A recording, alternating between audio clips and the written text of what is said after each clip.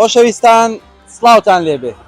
ئەمڕۆ لە هۆڵەندای ئەزیزەوە پێمان خۆش بوو چەند شتێکی کورد باسی ئەم شارە بکەین، باسی ئەم وڵاتە بکەین. بۆ نمونە ئەمڕۆی کە تێبینیمان کرد کۆمەڵێ پاسکیلی زۆر بوو، خەتێکی سوور کراوە لێرە، ڕێدلاینێک تەنها بۆ پاسکیل، بۆ ئەوانەی کە بە پاسکیل ئاموشەوەکەنەوەی دیقەتماننا لێرە ڕێژەی سیارە هەیە، بەڵام ڕێژەی پاسکیلەکان تەسەورەکەی زیاتر بێ بەڕاستی.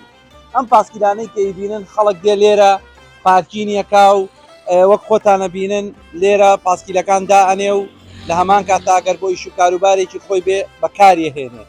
ئەگەر دیقەت بن ئەم خەتە سوورەی کە هەیە خەڵک دەتوانێت بەسەریا بڕواایە، ئەوە بەڵام زیاتر بۆ پاسکیلەکان دروست کراوە. بۆیە هۆڵەندا یەکێکە لە خاوێنترین ژینگەکان، هەم لە ڕووی سەوزاییەوە هەم لە ڕووی جوانی سروشتەکەیەوە. جا ئەمڕۆ پێم خۆش بوو وەکو پاسکیل سوارێک خۆم دەرکەم، هەم لە پێڵاوەکانمەوە هەم لە تراکسوتەکەمەوە هەم لە تیشێتەکەشمەوە.